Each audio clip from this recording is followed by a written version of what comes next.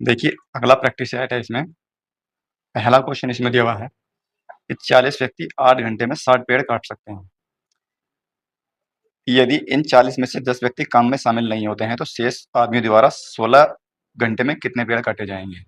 तो ये तो नॉर्मल सा सवाल है। यहाँ पर 40 व्यक्ति हैं, 8 घंटे में कितना काम कर रहे हैं, 60 पेड़ काट रहे हैं। वो जो काम है वो नीचे रखते हैं हम, बराबर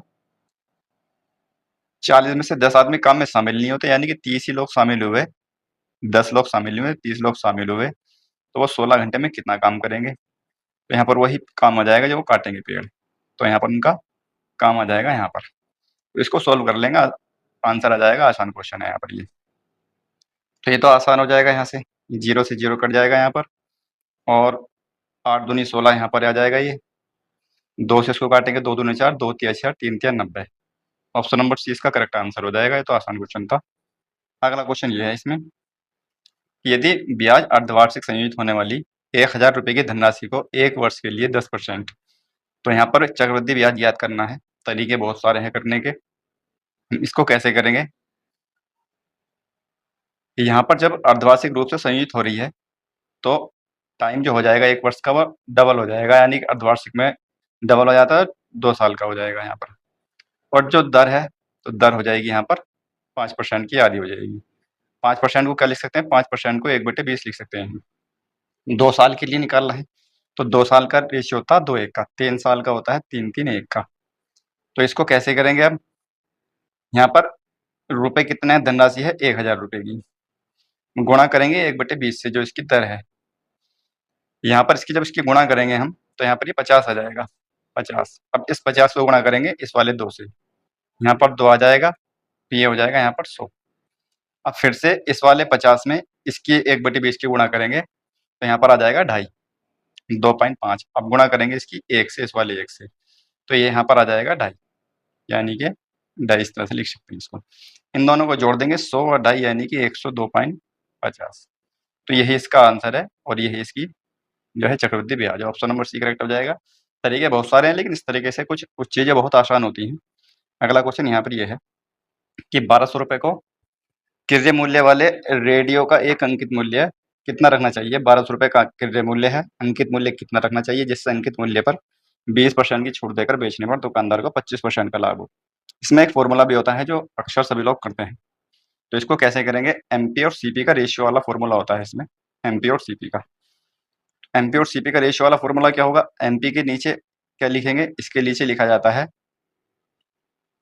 100 प्लस या माइनस का, क्योंकि प्लस माइनस का मतलब ये होता है लाभ होगा तो जोड़ेंगे, हानि होगी तो घटाएंगे, ये मतलब होता है इसका, प्रॉफिट या लॉस। और यहाँ पर आ जाएगा इसका 100 माइनस का डी, यानी कि डिस्काउंट जो दिया हुआ होता है। तो ये इसका फॉर्मूला होता है कुल मिलाकर के। ये किसी और तरह से लिखा हुआ होता है, लेकिन हमने इसको रेशियो में ले लिया है यहाँ पर। तो यहाँ पर इसको प्रॉफिट कितना और होना चाहिए, 25% का प्रॉफिट होना चाहिए। तो यहाँ पर कितना हो जाएगा, 125 हो जाएगा।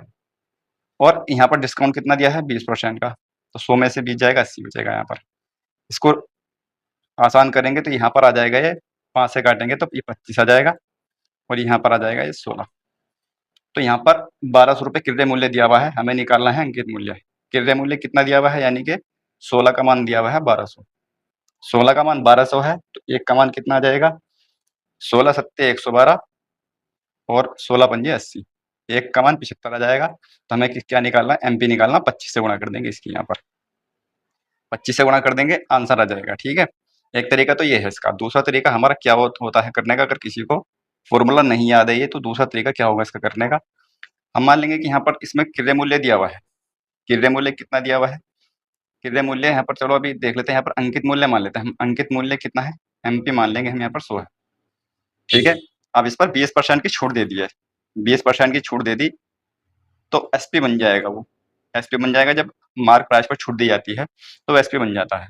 20% की छूट दी तो हो जाएगा 80 रुपये ही, यानी कि एसपी 80 है।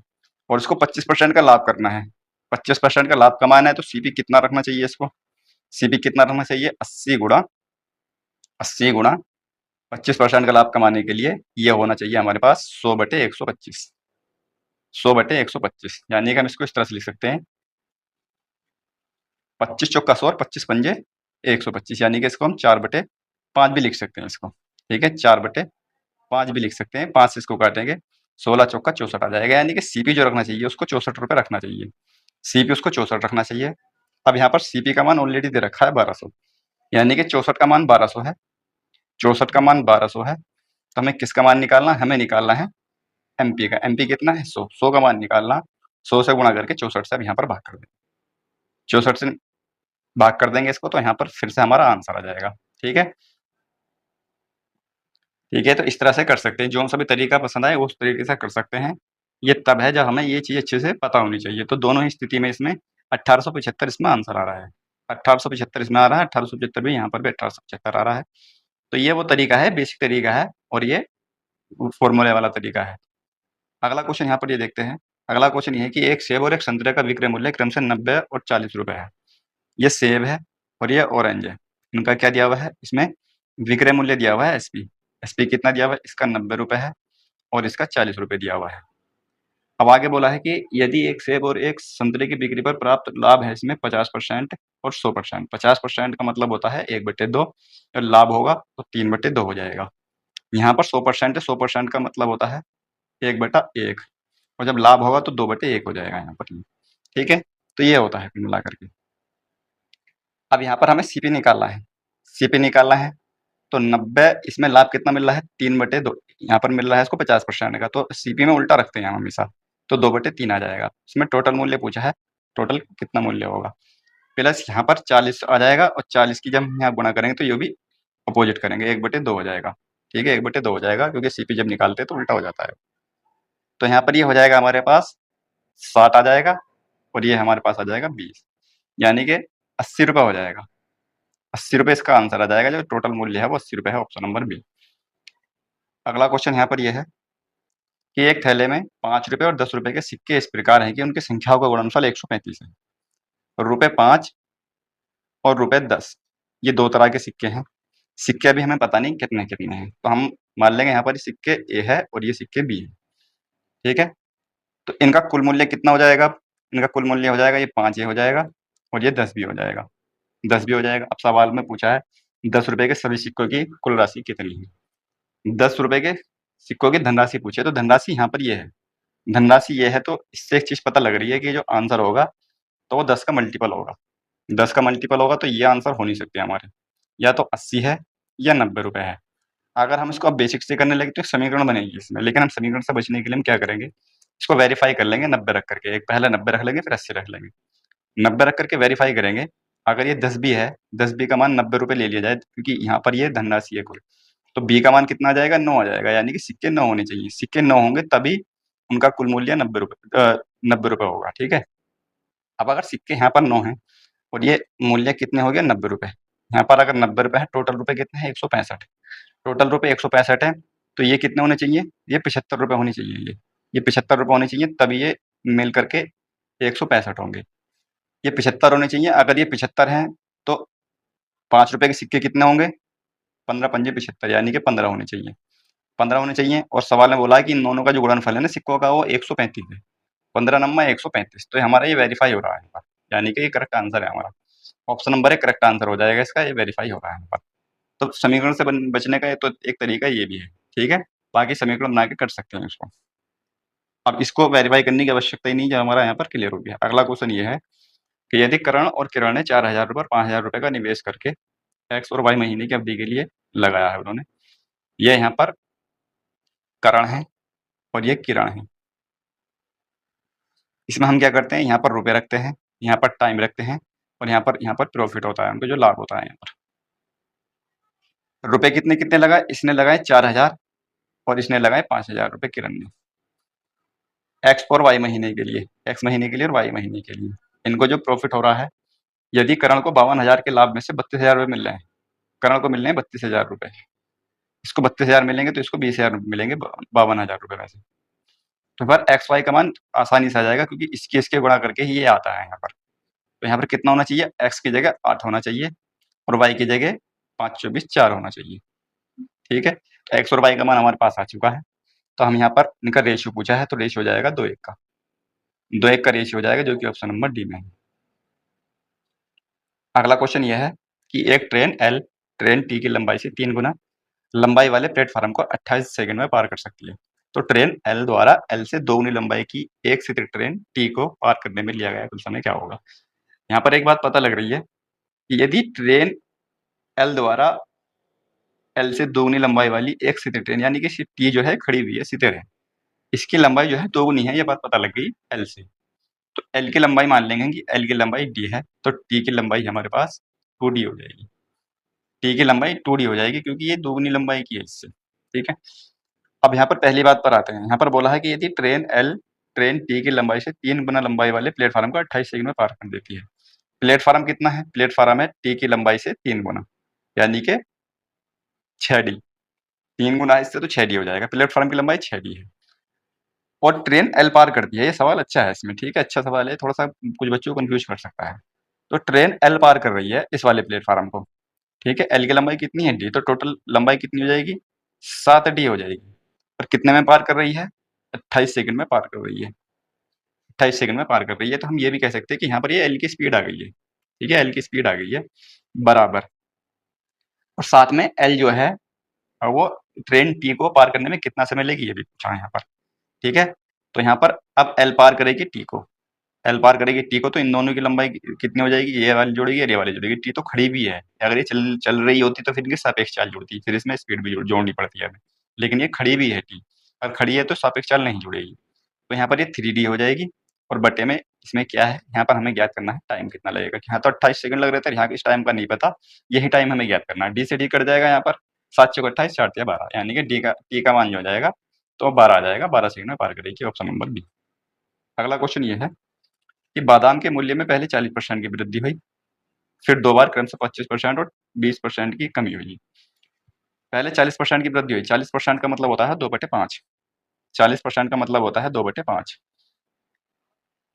जब हम इसके नीचे 100 रखेंगे तो ये 2/5 आएगा निकल करके, ठीक है? 2/5, यानी कि अगर पहले उसका मूल्य 5 रुपए था तो 2 की वृद्धि हो गई, 2 ऊपर रखा हुआ है तो 2 की वृद्धि हुई तो ये 7 हो गया अब, ठीक? आगे बोला 25% की 2 बार कमी होती है, 25% की 20% की। 25% का मतलब होता है 1/4। अगर पहले मूल्य 4 था तो 1 की कमी होकर के 3 रह गया है। उसी तरह से 20% की कमी हुई फिर। 20% का मतलब होता है 1/5, कमी हुई तो 4 आएगा यहाँ पर, ठीक है? इनकी गुणा कर लेंगे यहाँ पर, 5 चौक 20, 5 चौक 20, यानी कि यहाँ पर ये आ जाएगा 100 और ये आ जाएगा 4 तिया 12 सत्ते 84। तो कुल मिलाकर के जब कमी हुई है उसके बाद कुल मिलाकर के मूल्य ये रह गया उसका। अगर पहले मूल्य 100 था तब 84 रह गया, कुल मिलाकर इतना जो इसमें डिफरेंस आया। अब बोला है कि बादाम का नया मूल्य 46 रुपए है, ठीक है? 46 रुपए है बादाम का नया मूल्य, यानी कि ये वाला नया मूल्य है, यानी कि 84 का मान दिया हुआ है 546। 84 का मान 546 है, तो पूछा है कि इसका प्रारंभिक मूल्य कितना है, तो 100 का मान ज्ञात करना है, ठीक है? अब इसमें हम क्या करेंगे, इसमें 84 का मान 546 है, 84 का मान 546 है, तो हमें 100 का मान ज्ञात करना है। 100 यहाँ पर आ जाएगा। इसको जब सोल्व करेंगे तो सोल्व करना है, जैसे 84 को काटेंगे तो 6.5 बार जा रहा है, 6.5 को जब इससे गुणा करेंगे तो 650 आ जाएगा, या इसको सोल्व कर लेंगे 650, इसका आंसर आ जाएगा 650 का प्रारंभिक मूल्य है। एक वस्तु को 11,544 के मूल्य पर बेचने से होने वाला लाभ उसी वस्तु को 5,772 के मूल्य पर बेचने से होने वाली हानि से 22% अधिक है, तो वस्तु का लागत मूल्य बताना है कितना होगा। वस्तु का लागत मूल्य बताना होगा कितना होता है। लागत मूल्य मान लेंगे यहाँ पर सीपी है, सीपी है, इसके यहाँ कुछ हानि हो रही है और यहाँ पर उसको कुछ लाभ हुआ था, प्रॉफिट हुआ था। हानि कब हुई थी? जब उसने उसको 5,772 रुपये में बेचा था। लाभ कब हुआ था? लाभ हुआ था जब उसने उसको 11,544 में बेचा था। तो यहाँ पर जो लाभ हुआ है वो इस वाली हानि से 22% अधिक है। 22% अधिक है, अगर ये मान लेंगे कि 22% अधिक है। अगर ये हानि अगर 100 रुपए है, हानि माइनस में आती है, तो लाभ कितना होना चाहिए? लाभ 122 का होना चाहिए अगर 22% अधिक है। इनमें डिफरेंस कितना है? इनमें डिफरेंस ये इसका डबल है, 5,772 इसका डबल है, 5,772 इनका डिफरेंस आ जाएगा। इनमें कितना डिफरेंस हो जाएगा? इनमें डिफरेंस हो जाएगा 222 का, क्योंकि एक माइनस का निशान है इसमें, क्योंकि ये माइनस, ये हानि है, ये लाभ है, तो ये इनमें डिफरेंस जुड़ जाएगा, तो ये 222 हो जाएगा। 222 से इसको कट करेंगे, 222 से इसको कट करेंगे तो 26 आएगा। 26 आ जाएगा जब इसको काट करेंगे, यहाँ से 222 को इससे कट करेंगे तो 26 आ जाएगा। अब यानी कि यहाँ पर 1 यूनिट का मान 26 आ चुका है, 1 यूनिट का मान 26 आ चुका है यहाँ पर।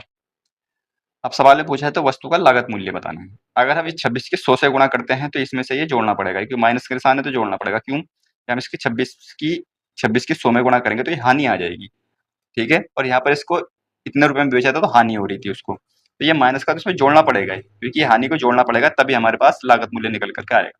और अगर यहाँ पर इसको प्रॉफिट हो रहा है, अगर हम इसमें गुणा करेंगे, इसकी 26 की 122 में गुणा करेंगे तो इसमें से घटाना पड़ेगा।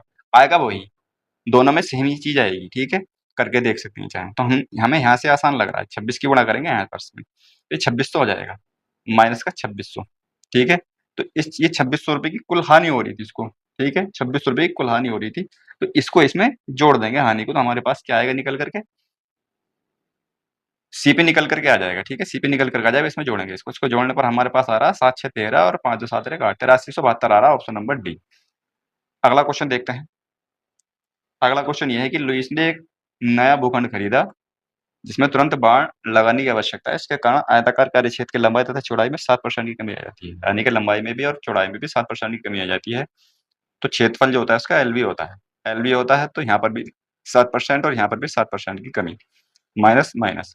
तो यहाँ पर हम सक्सेसिव लगा लेंगे, सक्सेसिव सबसे आसान रहेगा इसमें। जब हम 7 का सक्सेसिव लगाएंगे यहाँ पर, तो माइनस माइनस तो प्लस हो जाएगा, यानी कि माइनस का 14 और प्लस का 7 7 49, यानी कि पॉइंट का 49 आ जाएगा। यहाँ पर पॉइंट 49 इसमें से घटाएंगे तो यहाँ पर ये आ जाएगा माइनस का 13.51 आ जाएगा। ये 13.51 की हानि होगी कुल मिलाकर के उसको। तो ऑप्शन नंबर डी इसका करेक्ट आंसर हो जाएगा।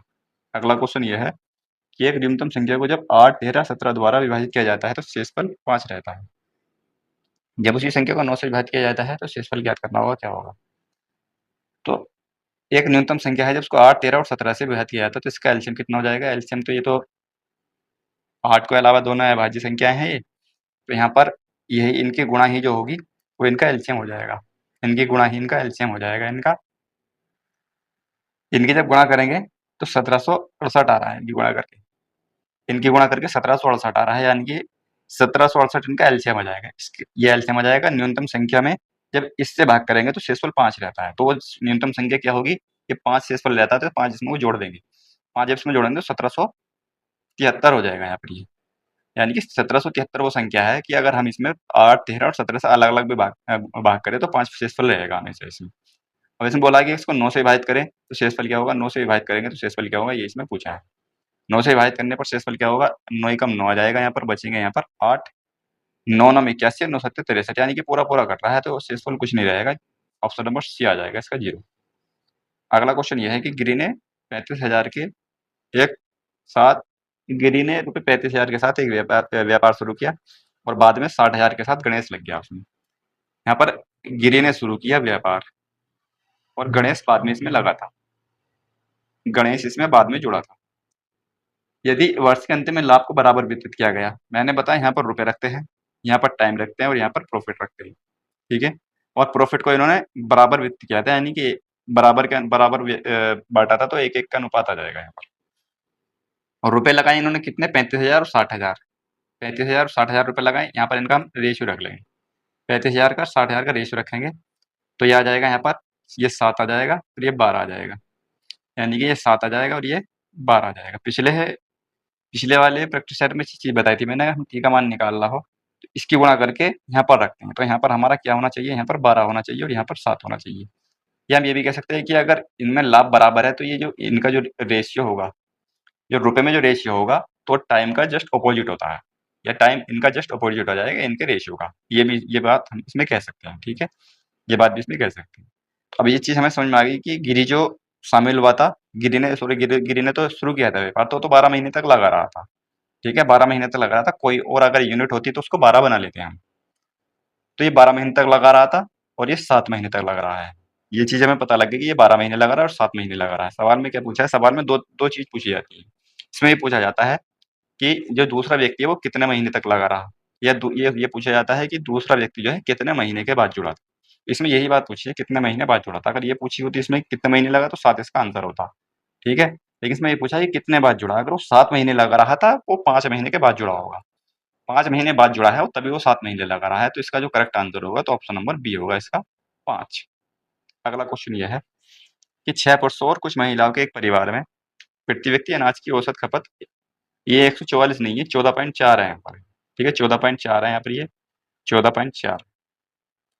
यदि पुरुषों में मामले में प्रति व्यक्ति औसत आय 20 रुपए है और 20 किलोग्राम है और महिलाओं के मामले में 6 किलोग्राम है, तो इसमें तो हम एलिगेशन लगा सकते हैं। यहाँ पर ये मेल है और ये फीमेल है। मेल के लिए मासिक खपत कितनी है 20 है और फीमेल के लिए 6 है और औसत मासिक खपत कितनी है 14.4 है। यहाँ पर हम एलिगेशन लगा लेंगे। तो यहाँ पर 20 में से 14.4 जाएगा तो कितना बचेगा यहाँ पर? यहाँ पर बचेगा 5.6। ये 5.6 बच रहा है और 14.4 में से 6 घटाएंगे तो 8.4 बचेगा यहाँ पर। 8.4 बचेगा यहाँ पर। यहाँ पर भी रेशियो ले सकते हैं हम, वैसे तो पॉइंट से पॉइंट हट जाएगा ये, तो यहाँ पर कितना बचेगा ये 28 तिया 84 28 दूनी 56 28 तिया 84 और 28 दूनी 56 3 2 का। यहाँ पर 3 2 का रेशियो आ चुका है इनका। क्वेश्चन में दिया हुआ था कि यहाँ पर जो इनकी संख्या है 6 पुरुषों की संख्या 6 है तो कुछ महिलाएं हैं यहाँ पर। पुरुषों की संख्या 6 है और महिलाओं की संख्या हमें नहीं पता, महिलाओं की संख्या याद करनी है। मेल यहाँ का रेशियो कितना है 3, यही संख्या होती है यहाँ पर, ये संख्या होती है यही होती है। तो अगर इसका मान 6 है यानी कि ये डबल है तो ये भी डबल हो जाएगा, इसकी भी गुणा 2 से करनी पड़ेगी यानी कि महिलाएं 4 हैं। तो इसका आंसर हो जाएगा ऑप्शन नंबर सी। अगला क्वेश्चन यह है कि एक आयताकार पार्क 120 मीटर लंबा और 104 मीटर चौड़ा है। यह आयताकार पार्क है, ये 120 मीटर लंबा है और 104 मीटर चौड़ा है। इसमें क्या बोला है कि इसके पार्क की सीमा के साथ साथ 1 मीटर चौड़ा रास्ता है। ये रास्ता है यहाँ पर ये, ठीक है, ये कितना है 1 मीटर का रास्ता है पूरा, ये जो रास्ता है ये 1 मीटर का रास्ता है सारा। अगर ये 1 मीटर का रास्ता है तो अंदर वाली जो दीवारें होंगी इसकी तो वो 2 मीटर कम हो जाएंगी, यानी कि 1 मीटर तो ये वाली कम होगी और 1 मीटर ये वाली कम होगी इधर से, क्योंकि 1 1 मीटर का है यहाँ पर ये, ठीक है। तो यहाँ पर 1 मीटर ये कम होगी, 1 मीटर ये कम होगी, तो इसकी अंदर वाली की जो लंबाई है वो 118 रह जाएगी और इसकी रह जाएगी 102, इसकी रह जाएगी 102। अब आगे क्या बोला है, आगे बोला इस प्रकार रास्ते के बाहरी किनारे पर पार्क की 4 दीवारी के साथ चलते हैं। रास्ते के अंदर किनारे के नगण्य मोटाई, नगण्य मोटाई का मतलब यह है कि उस मोटाई को हमें ऐड नहीं करना है। तो एक नगण्य मोटाई की यहाँ पर ये पेंट किया जाता है, ऐसा मान लो यहाँ पर ये पेंट किया जा रहा है, यहाँ पर ये पेंट किया जा रहा है। तो 2.5 रुपए का खर्च आता है तो रास्ते के अंदर किनारे को पूरी तरह से पोतने के लिए 1 मीटर पर 2.5 रुपए का खर्च आता है 1 मीटर पर। तो हमें यहाँ पर इसका टोटल क्या करना पड़ेगा, इसका परिमाप देखना पड़ेगा कितना है ये। 1 मीटर पर 2.5 रुपए का आ रहा है तो इस पर कितना आएगा। परिमाप क्या होता है 12 प्लस बी होता है। परिमाप होता है 12 प्लस बी यानी कि 2 118 और प्लस 102, ये हो जाएगा यहाँ पर 220, 2 गुणा 220 यानी कि 440 इसका परिमाप है, 440 मीटर। 1 मीटर पर आता है 2.5 रुपए का, तो भाई 440 पे कितना आएगा 440 गुणा 2.5, 2.5 को 2.5 नहीं लिखेंगे 5/2 लिखेंगे यहाँ पर, 2.5 नहीं लिखेंगे 5/2 लिखेंगे, 2 से इसका भाग करेंगे और 5 से इसकी गुणा कर देंगे, 5 दूनी 10 और 5 दूनी 10 11, 1100 रुपए का खर्चा आएगा। ऑप्शन नंबर डी इसका करेक्ट आंसर हो जाएगा।